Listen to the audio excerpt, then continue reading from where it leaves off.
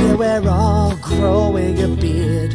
A man's face should never be bare. We just want some facial hair. We're anticipating, yeah, everyone's waiting for a beer. Well, good morning, everybody, and welcome out there in technology land. If you're catching us on the website or Facebook Live, we're glad you've chosen to join us this morning. This is Behind the Beards. We take a look behind the scenes, try to pull the curtain back and reveal some of the things that we feel like you need to know about your ministries, your ministers, and your ministry leaders. I'm Josh Fowler, a preaching minister in Baton Rouge, Louisiana. And my partner, brother, and friend on the other side of the screen here, Aaron Partlow, youth minister in Topeka, Kansas. And we're coming to you this morning from a chilly South Louisiana. It was 32 degrees this morning. I had to pull my palms in. I had to pull my pineapples in. There was frost on the windows. Not the kind of thing we get very regularly down here. So it was cold. How are you guys doing? It was cold, but we are used to that up here. Just a straight, cold, flat winter day here in Topeka. Blue skies and sunny and chilly. Chilly, huh? But it's been a good day so far. Before we get too far down the road, I got to give a shout out to the Partlows. Which side here? Nice little bit of swag came in the mail this last week. So, hey, maybe we found our swag shop suppliers in Steve and Kayleen Partlow. Thank you very much. Very kind, great quality. And I'm kind of excited about it, man. Yeah, for sure. They sent me one too, and I actually wore mine, and I was going to wear it today, but then it really messed up my green screen because of the color that was on it. And so, right. Which is funny because now I'm wearing this one. But anyway. Okay. Your chest is see-through, but it's cool. Yeah, that's fine. It's my heart. That's right. I want my heart to be see-through. Now you just need to put it on your sleeve. You can wear your heart on your sleeve. That's right. Yeah, that's where it belongs. So, well, while we get fired up this morning, we can kind of throw this in here. What's your all-time favorite movie?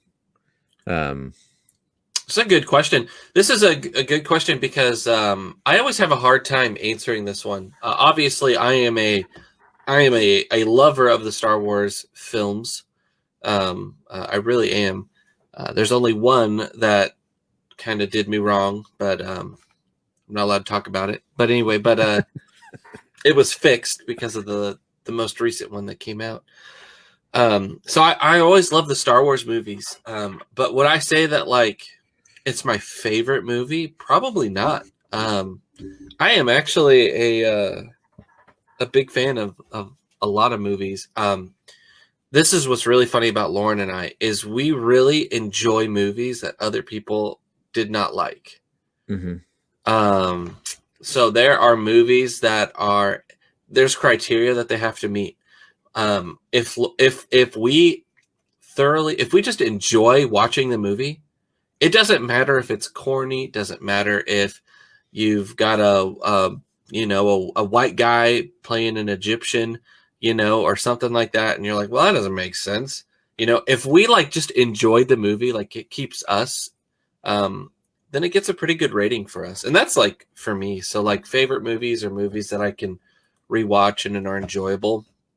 I think of right now, Lauren and I are watching through the Marvel series, and Thor Ragnarok is probably one of my favorite movies just because it is so funny and it's so quotable for us. And same thing with Ant-Man.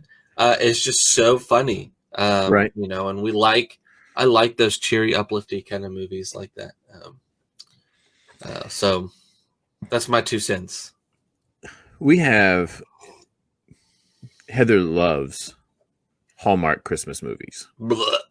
That's Lauren and Lauren's father.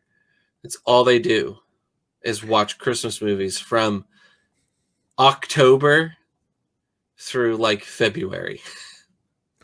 October through February. Yes, it's a long time. it is. I actually had to buy a subscription to the Hallmark Movies app this year because we have Hulu Live and no Hallmark Channel on Hulu Live. So I actually bought a subscription to the Hallmark Movies app, Hallmark Movies Now, so she could have access to all of her Christmas movies. And I actually enjoy watching those. If you use this code, and if you use this you code, can get $5 off your subscription. What? You don't see the code? Yeah. You get better at that. But we enjoy those things. And I enjoy watching them with her. Are they corny? Absolutely. Do they have the same characters with the same bad acting? Absolutely. Is it the same storyline in every movie? Absolutely. Just a different setting.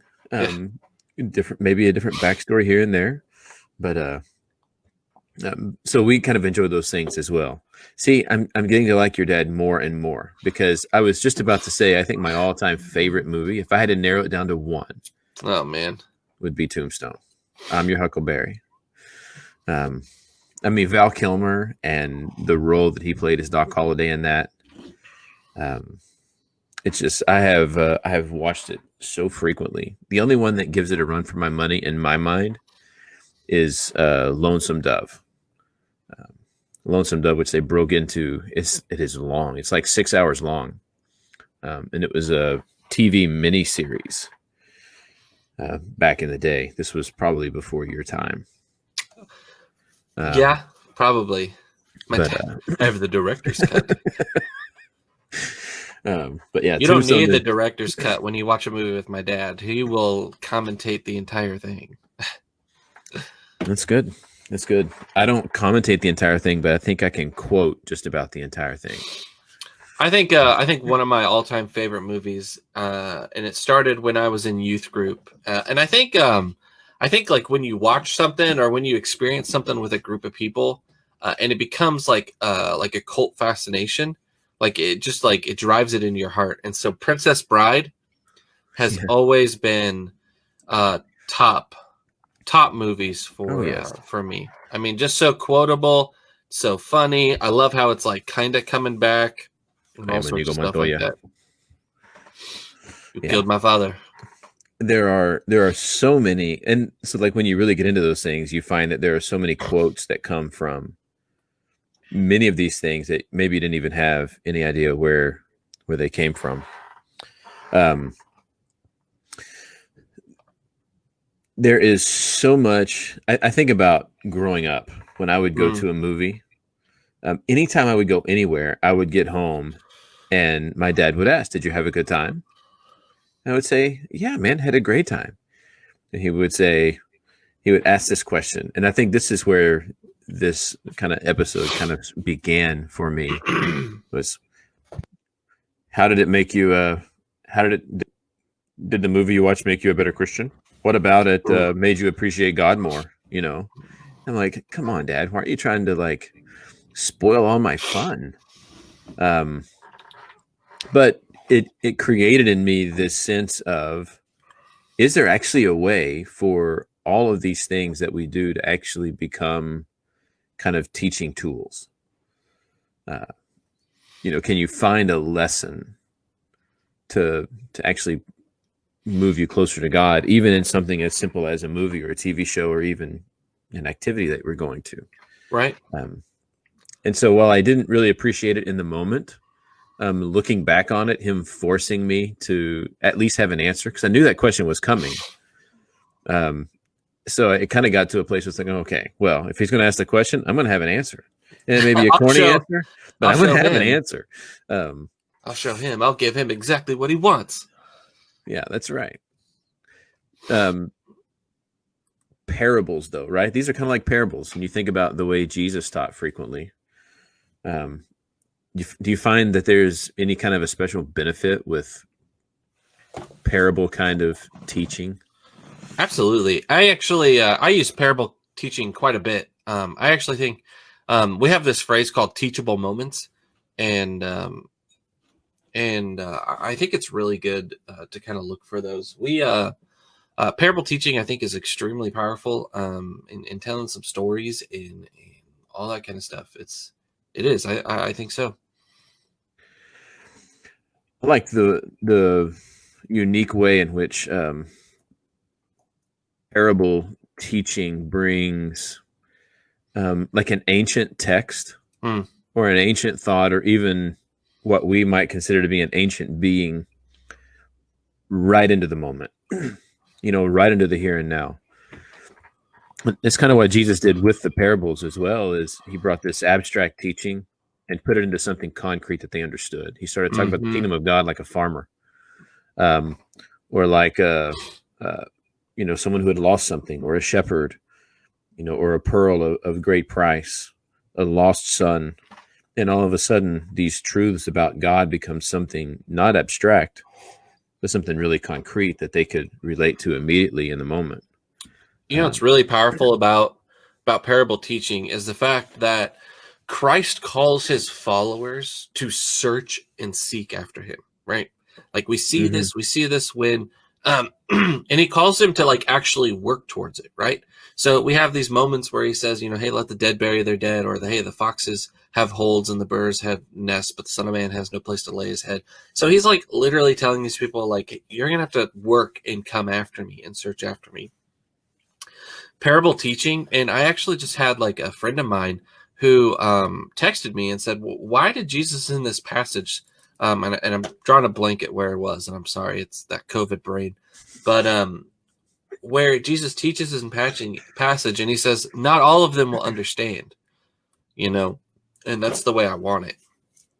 And it causes people to have to like search and really think. And I guess like I like parable teaching because it makes me feel like I have to put in an effort.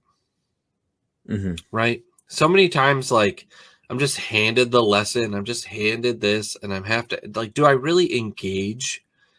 Am I really a part of it? Or am I just going through the motions? In Bible class, it's easy to go through the motions. In a church service, it's easy to go through the motions. What makes church service really good for somebody is when they get engaged. Now, I think 40%, 30% is on your worship leader, is on your preacher, is on your people who are leading.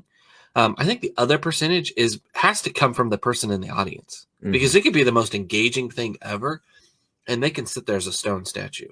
But if they engage, and so I think for me, parable style teaching helps engage, and it causes you to like have to actually look and to cause to actually think. So when Jesus taught in his parables, he was forcing people to actually think about what Jesus was saying. He wasn't just going to spoon feed them. He wanted them to actually work and to really think about it. And then that causes this timeless teaching that we get today. And so we can read a parable today and we can go, man, that is so relevant. Like, oh man, I could totally tell where I've casted the seed and like these weeds grew up. Like that's wild. Like that's so relatable. And I think parable style teaching becomes even more relatable. Yeah. So I'm not very good at narrative preaching. There are some people who I know who can get up and I can tell a story, but making a story, a sermon is a whole different animal, right? And so it takes a lot of work, but I tell you, when I have done that, I have seen a whole different section of my church come alive. Yeah. I mean, when you get up there and you're kind of a lecture style, that really talks to some people really like, 3 points in a poem kind of preaching, and you see those people really get engaged. And we don't recognize that there is this other thing out there about, storytelling. And that doesn't even have to be the whole sermon, but just any aspect of that, you just see, ooh, there's this different level of engagement there. I even notice it with, the examples that we use, because I love sports metaphors. I mean, I find those lessons in sports really easily. The camaraderie, the teamwork, the persistence and the perseverance, and the way those things pay off with underdogs and things, those come out. But when I use a lesson from a gymnast, Heather's like, oh, hey, it sparks something different there. Or when you begin to talk about movies or Pokemon Go, or even the kind of movie that you may choose, right? You see, when you start bringing in something that hits home with other people, you see those connections begin to occur. And when those connections occur, then you've provided them an avenue for them to actually desire to be engaged. So, okay, well, Yeah. he's trying to connect with me. Now then maybe I'm inspired to connect a little more on my own. Well, and it's interesting that you listed off so many different preaching styles, and like, it's a little bit early for a behind the beards moment, but something to realize is to really think about, like, when your leader is up there, and hopefully they're doing this. Not all leaders do this, and this is why continuing education and some other these things are really important for ministers to be able to be involved with, because something that Lauren has helped me with. Lauren's my wife. If you guys didn't know that, Lauren has really helped me with is branching out in my teaching style. And that's something that, like, I've really worked in at my retreats, is trying to teach lessons in different styles to reach different teenagers. And so you might have a preacher who one week preaches that 3-point and poem sermon, and then the next week do a story-based preaching. And if you have a preacher who is working on that and doing that because he understands that, hey, just one style is not going to reach everybody. We need to reach, the greater mass. That brings a whole complexity, and it's actually more difficult than you think. Think of all the times that you, our viewer, maybe you have volunteered to preach. I guarantee you that you preached in the same style that you've always preached. And if you have somebody who is working at trying to preach in different styles, that is so difficult. It is so hard. It is like, I don't know. It is like, for me, the best. Here's my parable. I've always worn like cargo shorts. I love cargo shorts and everything like that. I watched an episode somewhere, or we watched an episode of something, and they made fun of him, like, you're an adult now. You need to be wearing like shorts, not cargo shorts. And I was like, oh, maybe that is true. And I bought regular shorts, and they felt so weird all day. That's all I could think about. And then I thought about it. I was like, that's a lot like preaching in a different style. Like, I am very much, I enjoy lecture-based preaching. I enjoy lecture-based learning. That's the way I learn the best. That's the way I teach the best. So when I have to do a hands-on kind of, let me talk and then let's do some group discussion, back and forth, like, that's wearing normal shorts for me instead of cargo shorts, and Right. and it's a little bit awkward, a little bit different, but it's good for some of those kids in my youth group who need to do something with their hands, who need to do something at the table. And now I have kids who walk away from a retreat going, this was my favorite class. This was my favorite class. And they're all saying different things. And it's because I've taught and I've done it in different ways. And that takes a lot of work. It takes a lot more work, a lot more effort. And so if you notice that your preacher's doing that, like, I think it'd be cool if you brought it up and said, hey, good sermon. And I like how you did, how you were more story-based this time, or I like how you were more this time. It was different. Yeah, it's one of the challenges, right? Because I understand, and I am least successful at teaching a discussion-based class. There is so much that goes into formatting discussion questions, creating questions that create discussion instead of shutting down discussion. Right. I tend to create questions that shut down discussion because I'm just not good at crafting them. And even if I get some of those prepackaged ones by some people who are skilled at that, somehow the way I deliver them does not promote discussion. Yeah, it takes a good amount of setup too. Right. And so I always have this. It's like, hey, I would love for your input. I'm going to tell you right now, I'm not really good at getting it. So if you'd like to make comments, interrupt me. You're not going to throw me off. If you aren't, I'm okay with sitting here and preaching to you because I can preach a 45-minute sermon.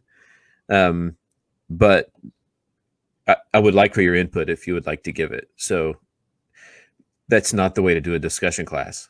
Right. It doesn't work. But I keep trying, right? I keep trying because I need to be better at it. And every once in a while I'll get one and the discussion is great. And I was like, oh, now I wish I knew exactly what I did. Right. Yeah. But we're going to keep trying it because we recognize that people need to learn in each of those different ways, in each of those different pathways, and keep trying to find ways to connect with them. When we go, this is not where that this episode was supposed to be going. That's funny. Oh, hey, it's not too far off. It's not too far off because I'm bringing you back right here. Here it is.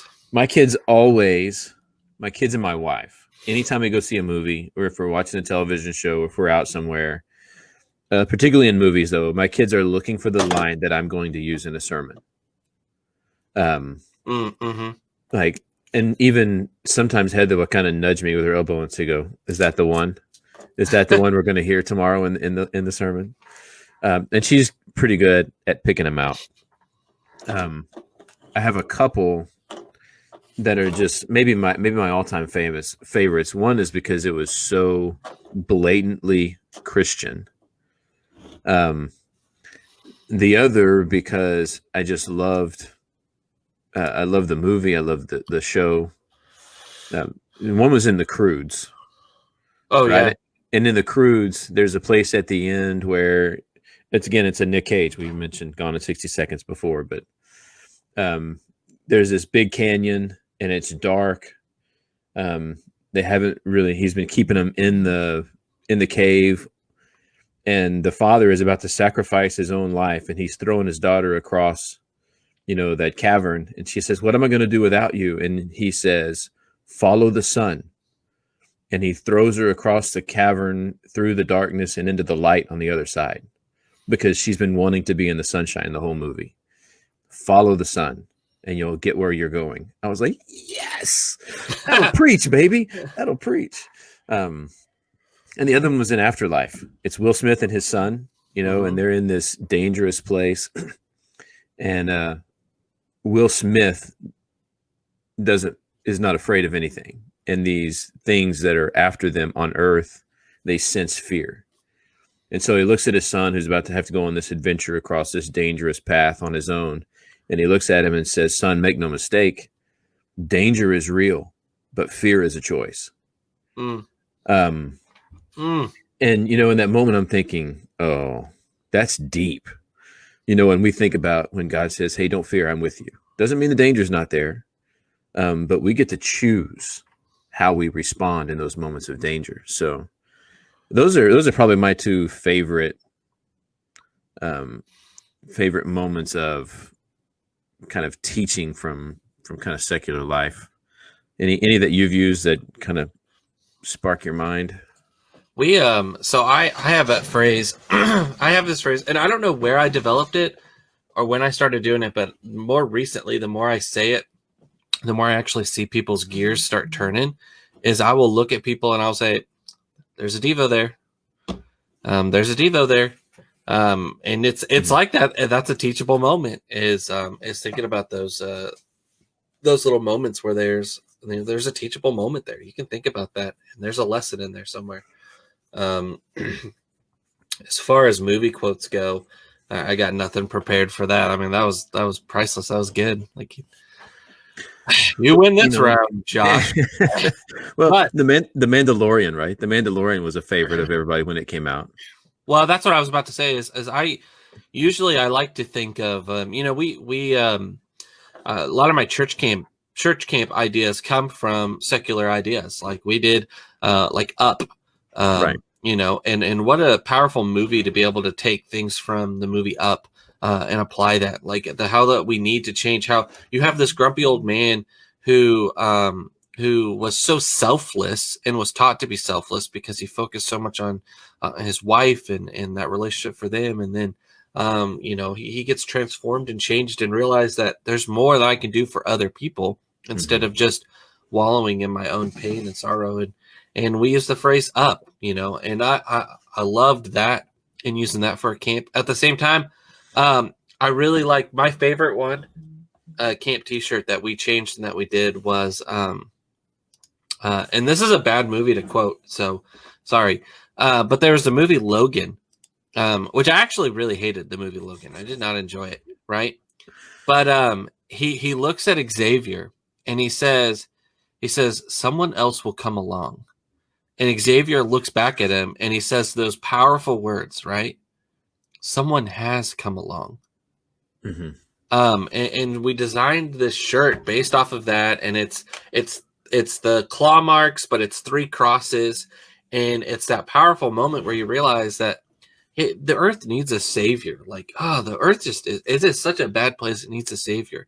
Mm-hmm. Guys, the earth has a savior, and he already came along, and he died for all of us, and it's our job to do this. And so there's that teachable moment, and then one that I really want to do a camp off of, and hopefully if they come out with another season, I'll be able to make it more relevant. But I just enjoy that whole concept of Stranger Things, mm-hmm.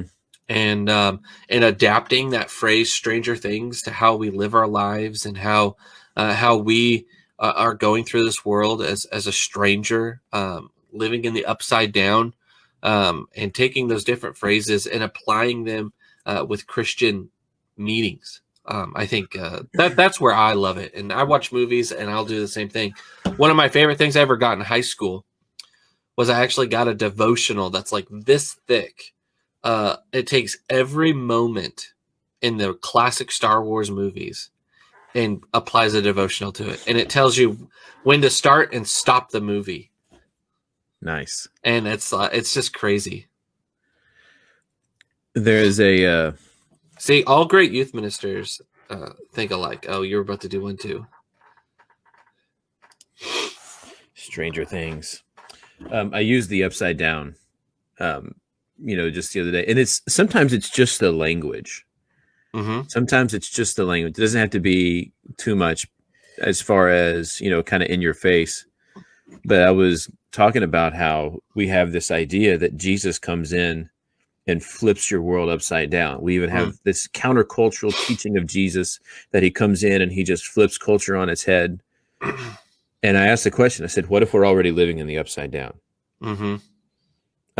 Talking to a group of teenagers, a lot of the adults who were in the room probably had no clue what I was talking about, but all the kids knew exactly what the reference to the upside down was. What if we're already living in the upside down and Jesus has come to turn everything right side up? Oh, to bring everything, proper. We did that with the Matrix. The Matrix, yeah. Yeah, like what if Jesus is trying to wake us up from the Matrix, from living this life of sin? This is one of the things Jonathan mentioned, Inside Out. One of the things that I look for in one of those teaching moments is these subtle ways that come across in which we can bring deep truths. Mm-hmm.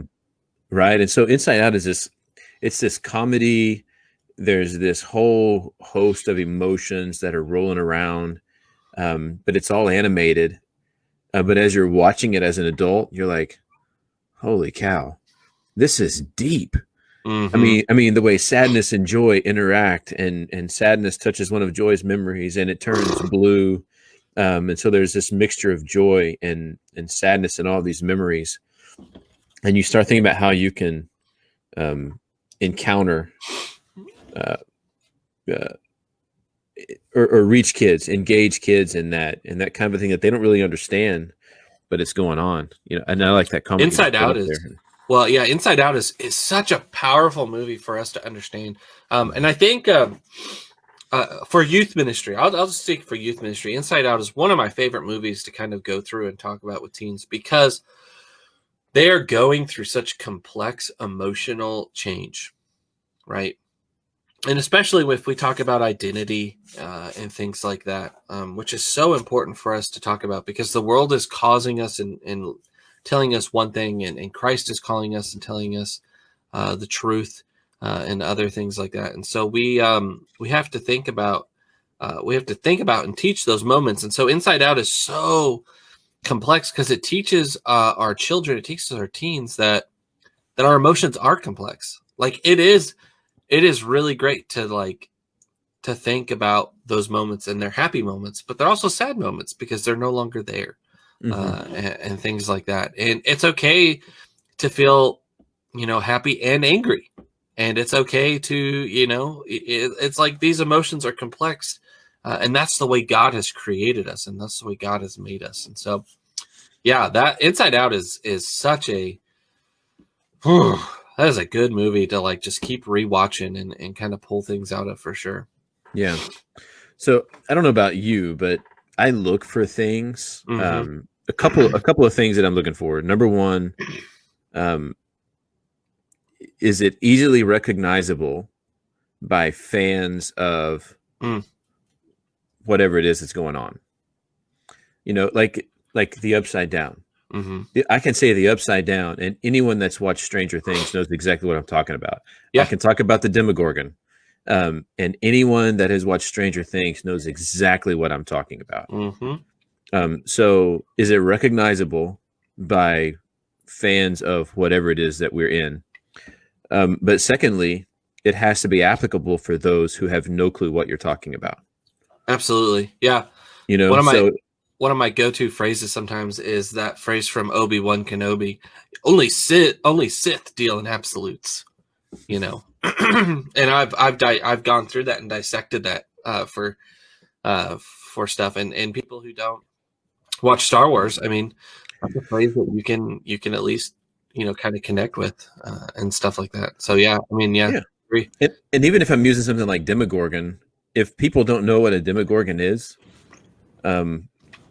if I say your pet Demogorgon, you at least know that you have a pet that is something that is at least moderately to very evil.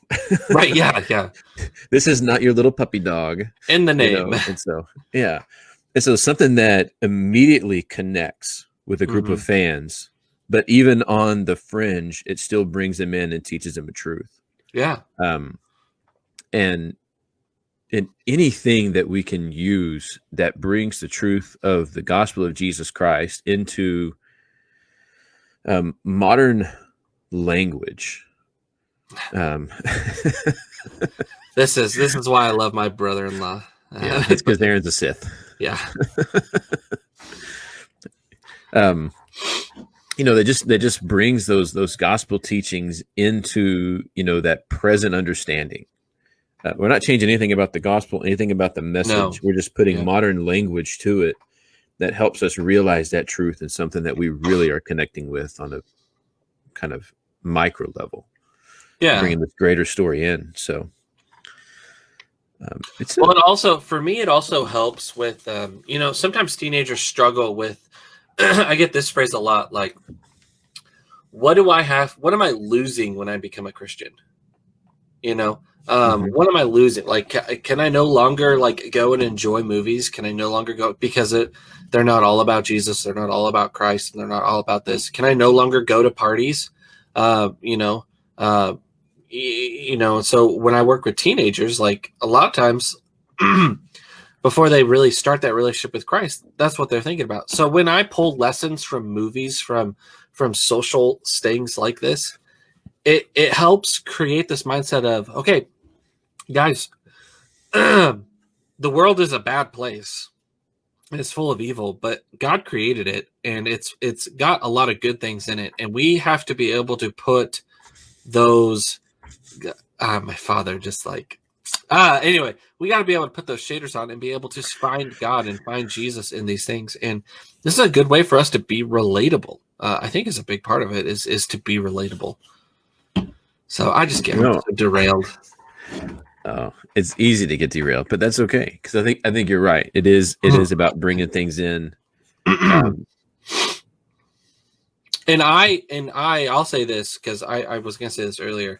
I am the opposite Okay. Lauren will tell you this. We'll go to NCYM and they'll bring in or not bring in, they'll have a guest speaker.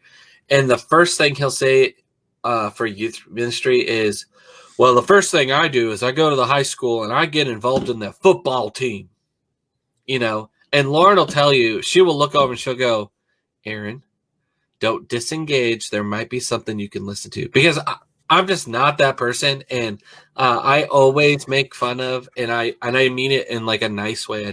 I'm not like really poking fun about like football Texas youth ministers, right? Who like wake up and they go and they work out with the team. Like their youth group is just a football team and all this kind of stuff. And that's just like not me. That's my world. That is like not my world at all. If you put me in that world, I would die. Like I would not survive. I don't think that's true. I think I would adapt, but that's just like not me. And it's amazing. I don't know where I was going with that, but it's amazing like how you have to connect with all of these different people and do all these different things. You're right, because a good part of your kids are going to be there in that athletic realm. Yeah. A good part of them are going to be in the computer lab. A good part of them are going to be in the library. Preach out. A good part of them are going to be kind of sitting off on the fringe in musical arts. Nowhere. Some are going to be in musical arts. They're going to be in musicals. They're going to be in plays. They're going to be a band. Now, I will say this: what is the hardest youth event? And what I mean by that is something that a teenager or someone was involved with that they invited you to go watch. For me, like a lot of times people will be like, well, middle school wind instrument concert, oof, that's rough. You're definitely there because you love the kid, not because you love the music. And I'm like, oh no, that's good. For me, I went to a junior ROTC competition. Oh. That, my friend, was hard to sit through. Just I didn't know there was an ROTC competition. Watching kids march in squares around in the gymnasium for hours. I mean, good on them, proud of them. They did an awesome job. But I was like, whoa, this is a lot of the same thing. A lot of left turns going on here. Yeah. We've done a lot of things. We've been to a lot of middle school plays. We've been to a lot of programs for, church families and things around, a lot of soccer games. I can honestly tell you, I've never been to an ROTC competition. So, I can only imagine. I know I watched the Marine Corps graduation, and that was pretty impressive. But I can't imagine a competition based out of some of those marching things. They're pretty rigid. Right. Not a lot of flair, not a lot of charisma involved. Not a Devo moment there either. Oh, was there a behind the beards moment for you in for me like this? Like seriously, I think in an episode like this is really recognizing and looking at like your leaders, and if they're not striving to do this is a conversation that even like you need to have with yourself. Like when you're preaching or teaching, if you're going to teach a Bible class, don't teach it the same style that you have always taught it in. You may be an excellent Bible class teacher, but you will be a better Bible class teacher if you strive to branch out and teach in different styles.